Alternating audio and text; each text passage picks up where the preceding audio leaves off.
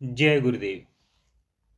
स्वामी सियोम तीर्थ महाराज जी द्वारा रचित मानस में गुरु तत्व, पृष्ठ संख्या 176 से आगे। गुरु तत्व से उसका वास्तविक संयोग हुआ ही नहीं, यह संयोग केवल भौतिक है। गुरु तथा शिष्य की चित्त शक्तियों का संयोग नहीं हुआ तो फिर शिष्य के चित्त पर गुरु का प्रभाव भी क्या पड़ेगा। गुरु तत्व प्रकाशमान है, शोक मोह के तम का वहाँ कोई काम नहीं। उसके संयोग में आने पर अन्यों का शोक मोह भी विलीन हो जाता है। यही तो गुरु तत्व का प्रभाव है। किंतु यहाँ तो एक बात एकदम ही भिन्न थी। राम जी का चित्त एकदम संतुलित था, न शोक न मोह। चित्त में न कोई ग्लानि न किसी बात का दुख। मन में पिता के आदेश पालन की प्रसन्नता, अंतर में आनंद ही आनंद। ऊपर से गुरु तत्व का सानिध्य, सोने पर सुहागा। वातावरण भी आनंदमय, मन भी आनंद में सारोबार, मन भी आनंद में सराबोर।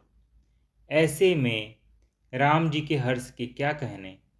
वह अत्यंत प्रसन्न गुरु चरणों में सिर नवाते हैं, प्रणाम करते हैं।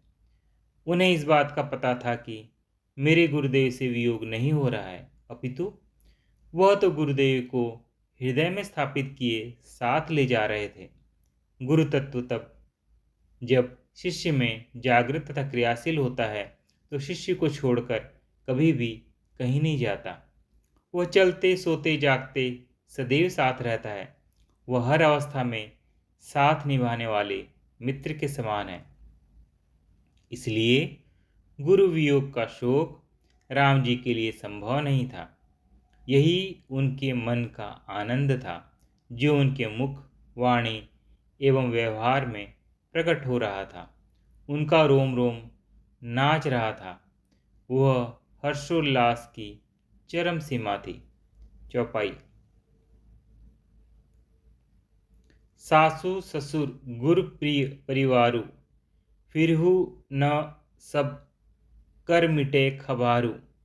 सुनी पति वचन कहती वैदेही, सुनहु प्राणपति परम सनेही। अर्थ। राम जी ने सीता जी से कहा, जो तुम घर लौट जाओ तो सास ससुर, गुरु, प्रियजन तथा परिवार वालों सबकी चिंताएं मिट जाए। पति के वचन सुनकर सीता जी ने कहा, हे प्राणपति, हे परम सुनेही, सुनिए। जब सुमंत जी राम जी को वन में छोड़ने के लिए आए तो दशरथ जी ने उन्हें समझाकर भेजा कि राम जी को 2-4 दिन वन में घुमा फिराकर समझा बुझाकर वापस ले आना। यदि राम जी नहीं आए तो सीता जी को अवश्य ले ही आना। वन से जब सुमंत जी वापस लौटने लगे तो उन्होंने राम जी के लिए प्रयत्न किया। उनके इनकार करने पर सीता जी को वापस चलने के लिए कहा। सुमंत जी की बात सुनकर राम जी ने हाँ में हाँ मिला दी तथा सीता जी को अयोध्या चले जाने की राय दी। तुम्हारे जाने से तुम्हारे सास ससुर, गुरु, प्रियजन तथा परिवार वालों सबकी चिंता मिट जाएगी। राम जी इस बात से भली भांति परिचित थे कि सीता जी जाने वाली नहीं हैं, फिर वे उन्हें जाने की राय क्यों दे रहे थे। राम जी यह भी जानते थे कि और किसी को चिंता हो चाहे नहीं, किंतु गुरुदेव चिंतित नहीं हो सकते। कभी चिंतातुर, तभी चिंता मुक्त, वह गुरु ही नहीं। गुरुदेव के लिए जगत व्यवहार कीड़ा या कर्तव्य मात्र है। जो होना है सो तो होगा ही, फिर चिंता किस बात की। फिर भी उन्होंने सीता जी की चिंता करने वालों में गुरु जी का नाम जोड़ दिया। सामान्य संसारी जीवों की चिंता का कारण मोह होता है, जबकि गुरुजनों की चिंता व्यवहारिक होती है। इसलिए जब कोई विपरीत घटना घट जाती है तो संसारी तो मोह में बावले हो जाते हैं, किंतु गुरुजन अपने चित्त का संतुलन बनाए रखते हैं। राम जी का सीता जी को समझाने का भाव यह है कि अयोध्या तुम्हारे वन में होने से चाहे किसी की चिंता मोहवश हो या व्यवहारिक तुम्हारे वापस चले जाने से मिट जाएगी। मैं तथा लक्ष्मण जी तो पुरुष हैं, संकटों तथा कठिनाइयों का सामना कर पाने में सक्षम हैं। तुम कोमलांगना हो, इसलिए सबको तुम्हारी चिंता है। यदि तुम कठिनाइयों सहन भी कर जाओ तो भी इन लोगों की चिंता का कारण तो फिर भी बनी ही रहोगी। राम जी को यह पता होते भी हुए भी सीता जी नहीं जाएंगी, फिर भी उसे क्यों समझा रहे हैं? उन्हें ज्ञात है कि सीता जी माता पिता गुरु पति सब कुछ राम जी को ही मानती है। यही बात राम जी उसे याद करवा रहे हैं कि तुम्हारे माता पिता आदि सब तो तुम्हारे साथ हैं, फिर चिंता किस बात की? किंतु बात इस ढंग से कर रहे हैं कि सुमंत जी समझें कि समझा रहे हैं, तथा सीता जी भी समझ जाएं कि उन्हें किसी बात की चिंता करने की आवश्यकता नहीं।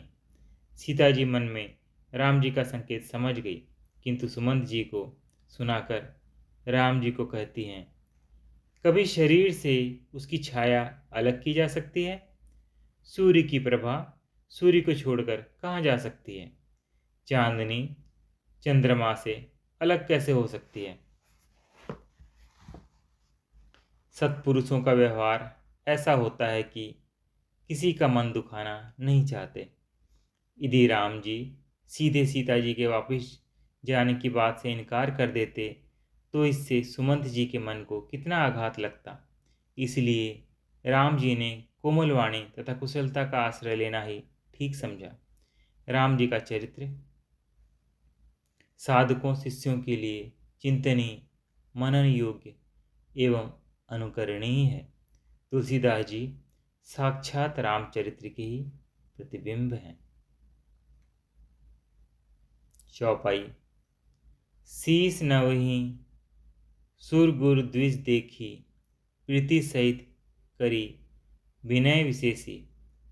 कर नित करही राम पद दूजा, राम भरोस हृदय नहीं दूजा। अर्थ,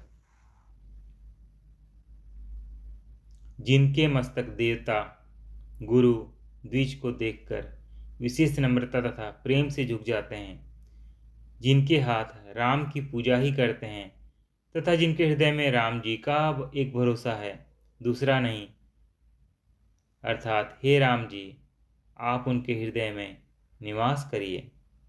राम जी सीता जी तथा लक्ष्मण जी सहित वाल्मीकि जी के आश्रम में पहुंच गए हैं।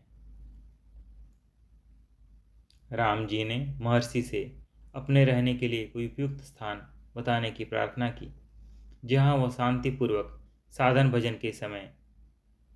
भजन में समय बिता सकें। वाल्मीकि जी ने कहा, आप यह पूछ रहे हैं कि कहाँ रहूं, आप कहाँ नहीं हैं। फिर उन्होंने बताया कि राम जी कहाँ रहें, जिनके कान समुद्र की भांति आपकी सुंदर कथा रूपी अनेकों सुंदर नदियों से निरंतर भरते रहते हैं। उनका हृदय आपका सुंदर घर है, जिन्होंने अपने नेत्रों को चातक बना रखा है तथा आपके दर्शन रूपी मेघ के लिए सदा ललायित रहते हैं। आपके यश रूपी निर्मल सरोवर में जिनका जीव हंसनी बना हुआ है, जिनकी नासिका आपके पवित्र तथा सुगंधित सुंदर प्रसाद को नित्य आदरपूर्वक ग्रहण करती है, जो आपको अर्पण कर भोजन करते हैं तथा आपके प्रसाद रूपी वस्त्रादि धारण करते हैं, उनका हृदय आपके रहने के लिए योग्य एवं उत्तम स्थान है। फिर वाल्मीकि जी ने राम जी के लिए कई उत्तम स्थान बतलाए। उसी प्रसंग में यह चौपाई भी है।